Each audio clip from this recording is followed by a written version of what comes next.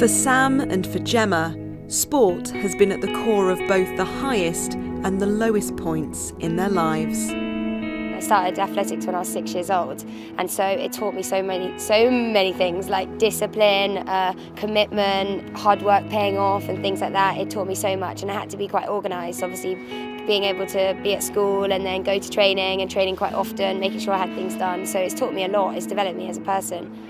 I always knew that mental health could be an issue to me. I did feel it, and a little bit maybe anxiety as I was growing up, and a little bit. It's nothing major, but sport was key for me. I was always playing sport and I was always busy.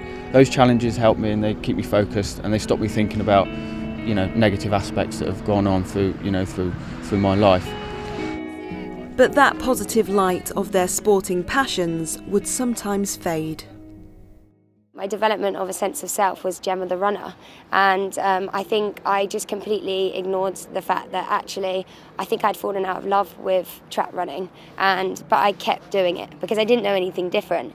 I wasn't listening to my body, I wasn't listening to my mind. I'd become very ill. I was clinically depressed, and I then had a stress fracture, which ended up being a clean break. So it kind of has a double-edged sword, really.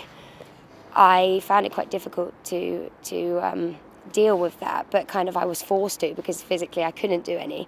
So it allowed me to kind of reflect and also realise that I had to, I had to work on myself, and athletics wasn't serving the same function anymore, and so I had to change my relationship with it.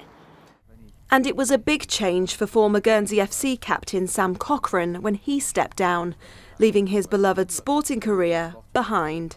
Sport was massive, and I bounced everything off my sport.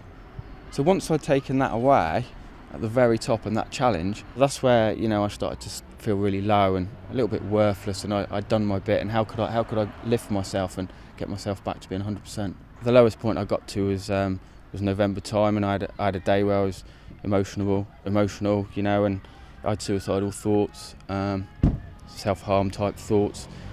I wasn't at a point where I was necessarily going to do anything, but I was starting to think like that, and that was for one day. And it was difficult, I spent the whole day upset, crying. They've both seen the extremes of mental health in sport, and experts say it's about finding the right balance. I always try and say to any athletes I'm working with that you're a person first and you're an athlete second. So I think it's really important to remember that sport will come and go in our lives, that will change. We're not all going to do the same sports all of our lives. So trying to have that grounding, whether it's family and friendship, to keep you going through these tough times. So often sport can be a good escape, but it's important to have strategies there that when the sport's not there, you've still got some sort of system that's going to support you. And it's because of getting that support that Sam and Gemma were able to get better. Now they're encouraging others to seek help too. I turned to someone close to me, and he guided me, and I have fixed myself, and I'm really happy. Take that time just to sit and reflect. If things don't feel right, don't be scared of it. It's actually probably just telling you something, whereas in the past I'd be scared of it. Anyone that's ever been there or is struggling, you can find a way out of it. You've got to fix yourself. I always say the cheesy saying, but sometimes the hardest things and the right things are the same.